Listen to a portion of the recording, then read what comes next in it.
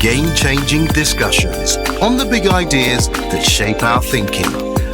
This is One-to-One.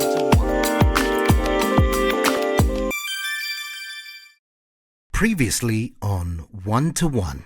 I think people overestimate what the Vice-Chancellor can do on his or her own. I mean, even people within the university, they'll say, only the Vice-Chancellor can do it. And I said, how? I need Senate permission. I need Governing Council permission. So there is a structure that holds you. I mean, of course, anybody can flout anything, but that's at your peril. Yeah. So I think they overestimate the power of the Vice-Chancellor. We work within a structure. I mean, if your autonomy is conditional or constrained, actually, I think we agree. How does one preserve institutional dignity? In other words, when you cannot control the environment, funding, politics, how do you control the culture? I'm talking about your academic credibility, decision-making coherence, moral authority, things like that. Let me say certain things have remained the same. And what I mean by remained the same is the autonomy. The university works on committee systems. Within the university, the way we do things in terms of academic excellence and so on have not really, by and large, been affected.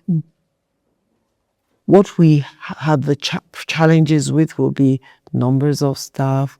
Maybe we don't have enough of something. But where the changes and the problems are, let me back. Largely, those are preserved in terms of our autonomy. There could be some political incursions. I want to help me to admit somebody, help me to put somebody somewhere. But those are not major issues, except the Vice-Chancellor doesn't know what he's doing. Because even for admissions, there is a place for discretion. And then if you follow the rules, not everybody that they bring to you can you admit. Absolutely. So that I think is global. It's not just here. Yeah.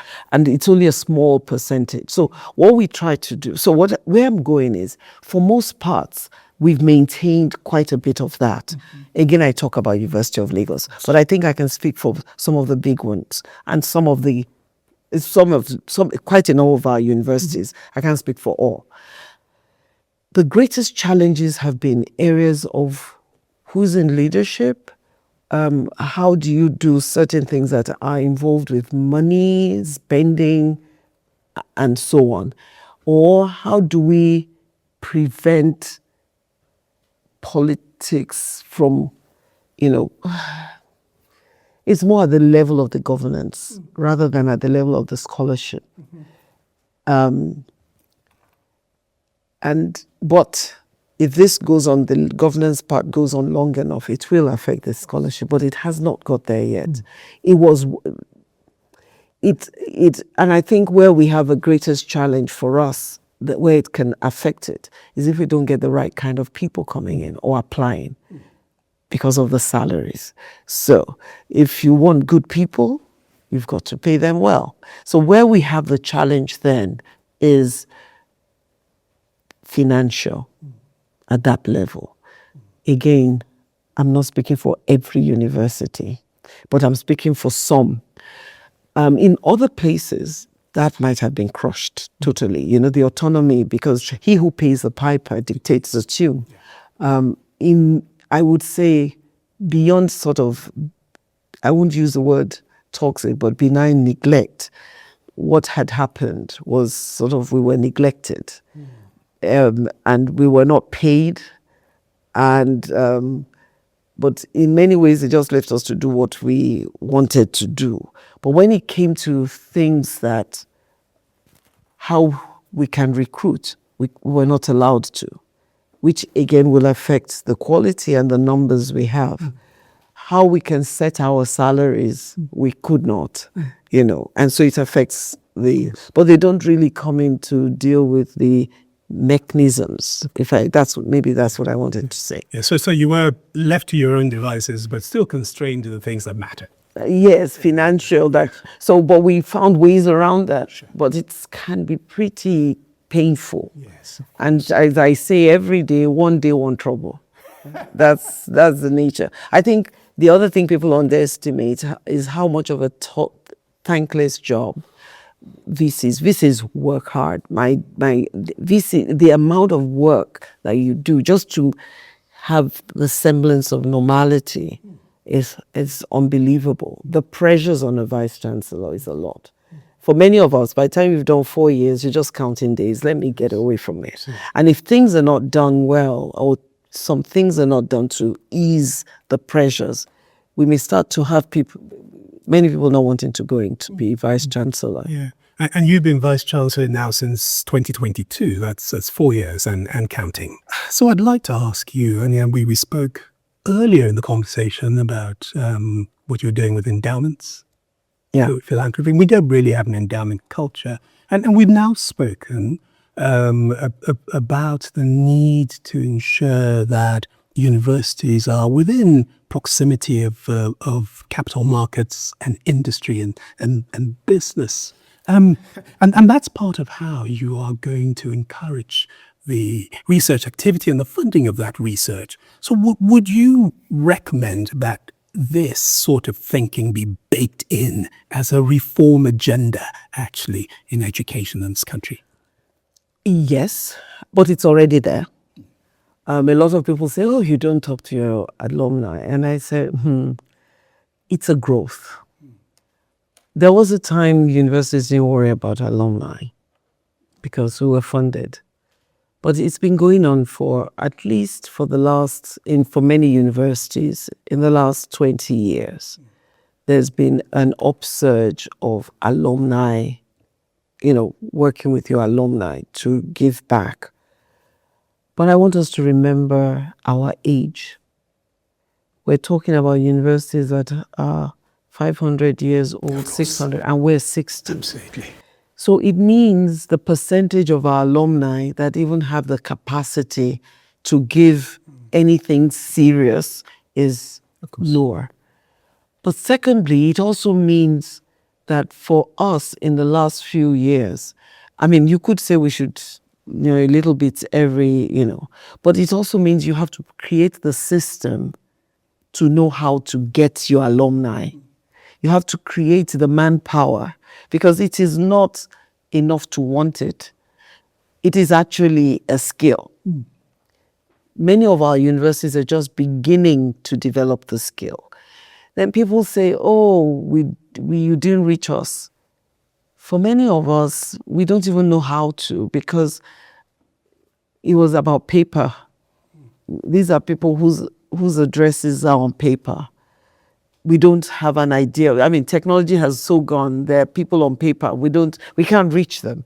But in many cases, classes, we've been encouraging class sets to contact themselves because they know where each other, and then we're building on that. Now, why am I going to all that?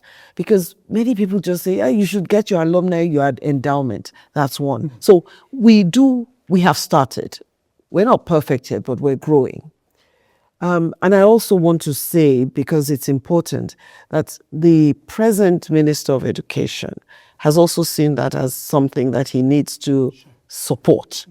And there is, Vice-Chancellors were invited to a workshop, sort of, where we had public sector and work, and we had some organizations, I've forgotten the name now, who are going to work with us on how to leverage that. Many of us already had endowment funds. And to be fair, people do put it in. But again, it's not just about us. It's also about the culture of giving in the society. Not just the individual, but how do we incentivize industry to give? In places like the US, you will get a tax rebate and things that happen when you give to our but I think it's a little bit more than that for us. There has been culturally or traditionally, we have a history of mistrust between the private sector and the public sector. But I think all of us have to start thinking Nigeria. Yes, there's mistrust, but it's not that nothing is working. Why do engage before you condemn? That's what I say. Meet with universities you're comfortable with. Start small. You could start, and you can ring fence it. And really, for example, with us, we have the advancement board, and we have those who would manage the money. They're a mix of private sector. And so there are many ways you could even come in to talk to how, I mean the private sector, how we can do it in a way that makes you comfortable, but also gives us access. Yes. So I think this hands-off approach does not help Nigeria. We all need to come together, because this country, we can't keep farming our children out. And the out is becoming a lot more hostile. Yes. And I think what is happening, and in many ways I like it, is like what happened during COVID. We all inherited the healthcare system we built, and we neglected. I hope we're not going to, I think we should learn from that and make sure that we're building the education systems. And let me also say, the questions we need to ask and research to solve our problems. We don't need to be doing what they did in America. We need to solve our problems here. And I'm not even sure that some of the things that they did are things we want to do. Correct. Because see the state of the earth, and the contamination. We've got a chance to do it in a different way, to be more planet friendly. So it might not look as technologically techy, but again, maybe we have the largest arable land, we still have lots of clean air. Maybe we shouldn't be going the way they did and be looking at how we use our indigenous knowledge, and we may not need some of the equipment they need to get to some places, where we need to come to. I don't know, but we need to start interrogating those things. Absolutely. Research must answer to the questions, so what and who cares? Exactly. It must be contextualized. And it must we follow what they've done? Because really, it's so clear that even food security, they've created food that is not food and is causing inflammation. So do we really want to go that way? Absolutely. Must we? Absolutely. And I think Absolutely. That's precisely the kind of thinking that is required. So, Professor Ogunsola, I'm going to paraphrase a quote.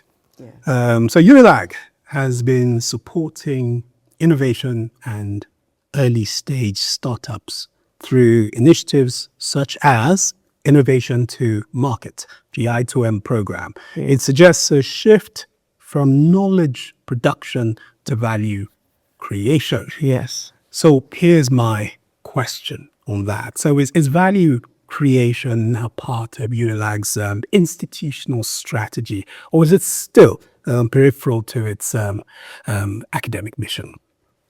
It's a major part of our mission. And being involved in the innovation to market is because it's one of the things we want to do, so we attract it. We attract those kind of grants. We actually look for them because we need funding. But more importantly is that we have created support systems on campus. So we have a lot of innovation hubs on the campus. We do hackathons. We have a problem, we throw it out, so students pitch. We have the entrepreneurship and innovation, and the incubation business center, the entrepreneurship center and skills development center. We have innovation hub for creatives on how to turn what you do to business and to value. We interact with industry. We actually go seeking, and we are at the stage where we're now saying even undergrads must go to find out problems and use to solve in your research projects, and especially in engineering and those kind of sources. We have within we have labs that can fabricate and so on. So they're there, and we encourage our students, irrespective of their faculty, So yes, it is a major part of our mission, and it has given us dividends. We've increased the number of patents that have come out of our university. We have supported in the last 5 years at least for 50 startups, at least from our university, not to talk of the ones. And then a number of our students, having left, have gone on to develop value. For example, and some of them have developed, of course, there's a lot around fintech as well, but they're also developing drones. There was a group of young people who developed a drone, something in the defense industry, but they were paid for by the US at the end of the day, the venture. But it started on campus. Right. So yes, it's not peripheral. In fact, being in that I2M is because that's who we are. And about 3 years ago, Forbes said University of Lagos was the most entrepreneurial university in Africa. Right. Well, the third most entrepreneurial. In Africa. In Africa. Great. So step back for me and walk me through what it takes really for a Nigerian university to institutionalize that sort of research-driven, venture-backed startup program at scale. First of all, you've got to get all the infrastructure that needs to be put in place. You need to have your research management office. You need to have your innovation and transfer management office, because it's one thing to have the research. It's another thing for it to be translated to value. So somebody must track it. Then it also means that within we work from the thought of constraints. Within our international collaborations, we are very focused on engineering, tech, and so on. So that when we have relationships, we're looking at people who can work with us to improve our ability to do this. Then, in our strategic partnerships, who are the people we are partnering with? We're partnering with people that can give us problems to solve. So one of the things we first started was to have a relationship with small and medium enterprises. They have issues. A machine that cannot be built, a problem they want, and they need a solution. And we've positioned ourselves to be able to do that. Are we where we need to be? No, not yet, but we started. Then you must, I'll come back to that.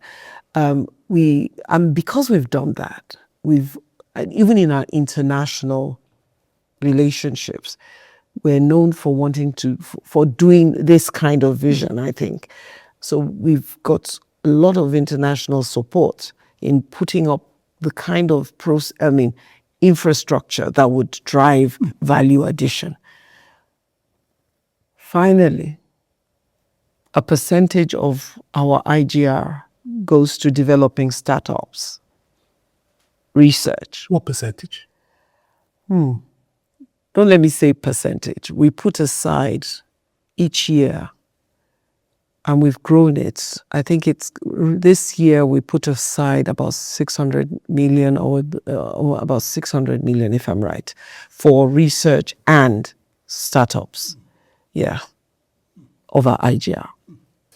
So let's move on now to a not entirely different matter, related. The question of the global standing of African universities. African universities engage the global academy. There's no doubt about that. The question is, how should African universities engage? Actually, I'd like you to start from telling me where we are now. Are we engaging really as partners, competitors, or protégés?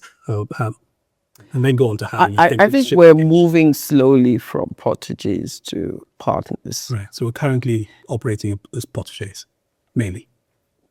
Mainly, but I think it's changing. And I think the change is coming from two sides. From our side, because we're beginning to be more confident and recognizing that we bring something to the table, which we do, and that and recognizing that people who come are not coming to help. it's because they also have something to gain. And we're beginning to recognize our worth. Yes. In terms of rankings, no, we're not at the highest level, because part of that also, there's politics in that. And when I use the word politics, I don't mean it in the sort of easy transactional, but when the rankings are based on what's available in a certain section, it's going to disenfranchise those that have, a lot of things have to do with funding. You fund, you look at the research dollars. We can't have that in Africa. You look at the environment. We're not going to make that. You look at teacher to student ratio. Ours is way over we can't even afford to be doing the 5 to, so whether that necessarily translates to saying what you learn is worse or not is another matter. It's a surrogate. And there are many universities now that are saying that rankings don't work and are not a good. But for those of us in Africa, I still think we should, because it will help to pull us up, to achieve a lot more. There's an external thing there that is difficult, but you can. Of course. But the other part of it is that you do pay for these rankings, and the cost is prohibitive. So for many African universities, they won't get ranked, not because they're bad, but because they don't have the funding. You have to decide to put, to spend money for that ranking.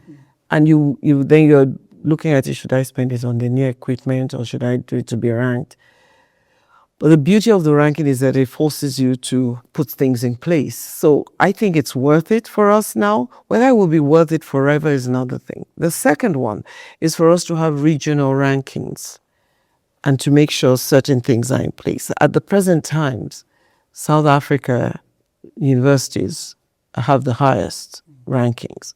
Part of that also is the long traditions they've had and the financials. Many of us don't charge, so there are a lot of, but we've now found that for all of us, there are more gems in our universities than you would know from the rankings. But when you take everything in totality, it affects our ranking. The other thing that affects our ranking is ICT. For you to have all that information ready, it means your ICT must be robust. You must have an your management systems must be running. Many of the universities are manual. Yes. So when you say, oh my God, we have done it, where is it? There's a small window. We at the University of Lagos are currently going through a digital transformation. Yes. So that we hope that maybe in the next year, late next year, everything will be at our fingertips. Yeah. But not everybody is there. Yes, of course. And then electricity is also an issue. Yeah, of course. So what structural reforms would, in your opinion, from where you sit as Vice-Chancellor, would immediately strengthen Nigerian universities? 2-3 reforms today. The first one will be the governance. I believe we should have a Ministry of Higher Education, separate from just the Ministry of Education, because the requirements for the higher education is really different. And it should be run by people who understand the sector. You could say we could transition the NUC. The NUC would need reform because it's an oversight or a support, not to take on the functions of the university. And I think that's something that needs to be looked at. The second one will be our funding mechanisms. And the third will be the nature of our governing councils. Right. presently there's too much political influence in our governing councils. We need to restructure the governing councils. I will say there isn't much wrong with our laws and our acts. It's really that we should follow them, and we should ensure that the governing councils are well, the kind of people we bring on into the council have an understanding and a vision of where universities should be going. Now, when I say that, I'm not speaking to a particular council. I'm just looking at the whole landscape. So you could be lucky and have a good governing council. But many are not. Many are not. And because they've become almost like where you reward political appointed, and that's not good for the university system. So the laws that we have already separate us from the civil service. So we don't need to change them, but we need to implement them. But if we're to do those reforms, is that there must be a way that universities are funded better. We will have to pay fees, tuition fees. What I think needs to come in is for government to find more ways of support. So we have the NEL fund now. That's a step in the right direction. Then you could have scholarships for smart students. Then you could have bursaries from states for their students in certain discipline, in the university. We can have, the NEL fund takes care of those who can't afford, but it takes care of anybody really if you apply, but it's a loan. So we can also have bursaries that you're not paying back. And I do not see why the private sector is not part of this in funding maybe students that are coming with a high grade in areas they're interested in. So we need to have many ways that students are funded, but we also need to have more ways in which research is funded. So when I say funding, it really covers a lot of areas. A percentage must go into research. We must have institutions like the National Institute of Health, where you determine, and that's where the academies come in, where you determine what are the challenges of the country. Where do we want to be in 10 years? So what questions, they should be asking the questions they give to researchers to research. Not that every individual researcher is researching anything that takes their fancies. So I think that kind of reform in which we bring in government money, the academies, and there are many, they're in the humanities, they're in engineering, they're in health, to help to determine where the country will go, what we need to grow is one. Is a major part of, so that you know what you're funding and how to fund it. So then the governing council, so that they can do the job better. Absolutely. Folasade Ogunsola, thank you for joining us on One-to-One. Thank you very much. It's been a pleasure. Real pleasure. My word.